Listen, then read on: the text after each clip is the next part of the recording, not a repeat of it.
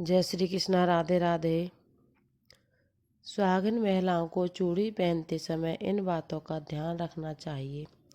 हिंदू धर्म में शादीशुदा महिलाओं के हाथ में चूड़ियां नहीं हों तो ऐसा माना जाता है कि उनका श्रृंगार अधूरा है। आज वीडियो में हम बात करेंगे कि चूड़ियों के बारे में। प्रत्येक महिला के जीवन में चूड़ियों का अधिक महत्व होता है क्योंकि चूड़ियों का सीधा संबंध उनके सुहाग से होता है। धार्मिक मान्यताओं के अनुसार प्रत्येक महिला अपने पति की लंबी आयु के लिए चूड़ियां धारण करती है। यही नहीं, चूड़ियां 16 श्रृंगार में अपना अलग महत्व रखती हैं। लेकिन आज के वीडियो में हम आपको बताएंगे चूड़ियों से जुड़ी हुई कुछ खास बातें जो प्रत्येक सुहागिन महिला को पता होना चाहिए। कुछ ज़रूरी नियम जो आपको चूड़ियाँ पहनते समय अवश्य ध्यान रखने चाहिए। साथ ही आपको बताएंगे कि टूटी हुई चूड़ियाँ आप कहाँ रखें और जो पुरानी चूड़ियाँ हैं उनका आप क्या करें। चूड़ियाँ खरीदने और चूड़ियाँ पहनने से सारी जानकारी आपको इस वीडियो में मिलने वाली है, तो वीडियो को पूरा देखिए। चूड़ियों से जुड़ी हुई कुछ ज़रूरी बातें आपको सदैव ध्यान में रखना चाहिए। नंबर 1 है, सबसे पहले आपको बता दें कि जब भी आप चूड़ियों को धारण करें तो अपना मुंह दक्षिण दिशा की ओर ना करें। इस बात का सदैव ध्यान रखें। नंबर 2 है, मार्केट में वैसे तो आपको बहुत तरह तरह की चूड़ियाँ मिल जाएंगी, लेकिन जो सबसे शुद्ध चूड़ियाँ मानी जाती हैं वो हमारे यहाँ कांच की चूड़ियाँ होती हैं। लेकिन कई बार ऐसा होता है ना कि कांच की चूड़ियाँ जब खरीदते हैं तो उनमें से एक आध चूड़ी जो होती है वो छिटकी हुई निकल जाती है, यानी टूटी हुई निकल जाती है, यानी कि साइड से टूटी रहती है। तो ऐसी चूड़ियों को आप सदैव चेक करके ले, इसके बाद ही धारण करें। नंबर 2 है, ऐसी मान्यता है कि बेटियां यदि अपनी कलाई में टूटी हुई कांच की चूड़ियां धारण करती हैं तो इससे पिता और भाई को धन की हानि होती है और कर्जदार बनते हैं। तो आप सदैव चूड़ियों को चेक करके ही पहने। पहले एक एक चूड़ियों को अपनी साइड से चेक कर लेना चाहिए। अगर इनमें से आपको टूटी हुई चूड़ी दिखाई दे जाए तो आप इन्हें निकाल कर फेंक सकती हैं, क्योंकि ये टूटी हुई चूड़ियाँ हैं, इससे आपको कोई दोष नहीं लगेगा। लेकिन अगर आपकी चूड़ियाँ टूटी नहीं हैं, पुरानी हो गई हैं, खराब हो गई हैं, तो आपको क्या करना है वो भी हम आपको आगे वीडियो में बताएंगे। नंबर 4 है, अगली बात जो चूड़ियों से जुड़ी हुई है आपको हमेशा ध्यान रखना चाहिए वह यह कि कभी भी दोनों हाथ में बराबर चूड़ी नहीं पहननी चाहिए। यानी कि मान लीजिए आपने अपने बाएं हाथ में 9 चूड़ियाँ पहनी हैं तो दाएं हाथ में आप 10 पहने। कभी भी बराबर चूड़ियाँ नहीं पहननी चाहिए। एक हाथ में ज़्यादा और एक हाथ में कम पहननी चाहिए। हमेशा चूड़ियाँ पहनते वक्त का नियम जरूर पालन करें। नंबर 5 है, कभी भी चूड़ियाँ धारण करते वक्त माता बहना ध्यान रखें कि उनके जो बाल हैं वे खुले नहीं होने चाहिए। इन बातों का ध्यान रखना चाहिए। लेकिन यदि आपके बाल छोटे हैं, आप हमेशा खोल कर रखती हैं, बांध कर नहीं रखते हैं, तो ऐसे में आप क्या करें, आप अपने सिर पर पल्लू ले लें, सिर को ढक लें, इसके बाद ही आप चूड़ियाँ को धारण करें।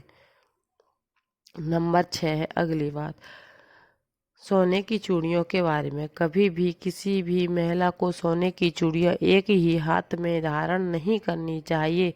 कई बार ऐसा देखा गया है कि महिलाएं एक ही हाथ में सोने की चूड़ियाँ पहन लेती हैं और दूसरे हाथ में ब्रासलेट या हाथ में घड़ी पहन लेती हैं, जबकि ऐसा कभी भी नहीं करना चाहिए। जब आप भी सोने की चूड़ियाँ पहनेंगे तो दोनों हाथों में अवश्य पहनें।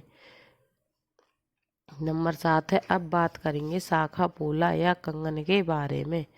तो यह जो सुहाग की निशानी होती है, इसके साथ ही ये भी नियम बहुत ज़रूरी होता है जो मैं आपको बताऊंगी। आप भी सिंदूर लगाएं तो हमेशा ध्यान रखें कि सिंदूर धारण करते वक्त आपकी उंगली में जो सिंदूर का थोड़ा सा हिस्सा बच गया है वह सिंदूर आप इस शाखा पोला या कंगन में लगा लें। ऐसा कहा जाता है कि इससे सुहाग की उम्र बढ़ती है।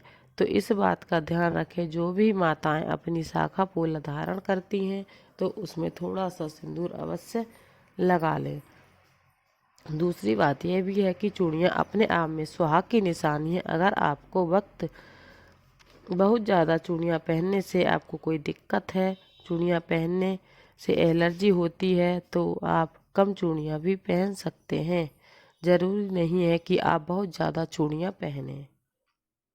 इसके बाद आप चाहें तो दो दो चूड़ियाँ भी हाथों में डाल सकते हैं, लेकिन कभी भी ये समान नहीं होनी चाहिए।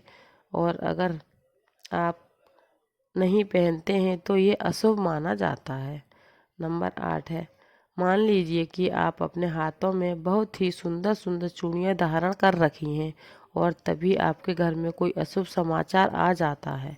अशुभ समाचार आने का मतलब किसी के मरने की खबर आ जाती है, तो ऐसे में आप इन चूड़ियों को दोबारा कभी भी किसी भी पूजा पाठ में नहीं पहनना चाहिए। कभी धारण ना करें, क्योंकि यह अशुद्ध हो जाते हैं। मान लीजिए कि आपने कोई नई चूड़ी पहनी और आप किसी पार्टी में गए हैं, किसी रेस्टोरेंट में गए हैं और इन चूड़ियों को पहनने के बाद आपने कुछ मांसाहारी इत्यादि का सेवन किया है। बहुत से लोग मांसाहार का सेवन करते हैं, तो यदि आपने मांसाहार का सेवन किया हुआ है इन चूड़ियों को पहन के, तो इन चूड़ियों को दोबारा किसी पूजा पाठ में धारण नहीं करना चाहिए। नंबर 9 है कि चूड़ियाँ बहुत ही शुद्ध मानी जाती हैं। हमारे शास्त्रों में बताया गया है कि अगर यह चूड़ियाँ पहनकर आप कोई पूजा पाठ करती हैं, सुहागिन स्त्रियों को हमेशा सुहागिन रहने का फल प्राप्त होता है। नंबर 10 है, प्रियजनों, हमारे शास्त्रों में बताया गया है कि कभी भी सुहागिन महिलाओं या जो कुंवारी कन्याएं हैं वह सफ़ेद या काले रंग की चूड़ियाँ पहन लेती हैं। उन्हें भूल करके भी सफ़ेद या काले रंग की चूड़ियाँ कभी भी नहीं पहननी चाहिए, उससे हमें दोष लगता है। कभी भी सुहागिन महिलाओं को काले या सफ़ेद रंग की चूड़ियाँ धारण नहीं करनी चाहिए। सुहागिन स्त्रियों को सदैव पीले, लाल, हरे, गुलाबी रंगों का चुनाव करना चाहिए चूड़ियों के लिए। नंबर 11 है, चूड़ियों से जुड़ी अगली बात जो आपको सदैव ध्यान में रखनी चाहिए कि आपके हाथ की चूड़ियाँ कभी भी किसी दूसरी महिला को ना दें और ना ही किसी की चूड़ियाँ आप खुद पहनें। अगली बात है कि आप कभी भी शाम के टाइम में चूड़ियाँ धारण नहीं करें। तो ये थी हमारी जानकारी। और आपको वीडियो कैसा लगे, वीडियो अच्छा लगे तो लाइक शेयर ज़रूर कीजिए। चैनल पर न्यू है तो चैनल को सब्सक्राइब भी ज़रूर कीजिए। जय श्री कृष्णा, राधे राधे।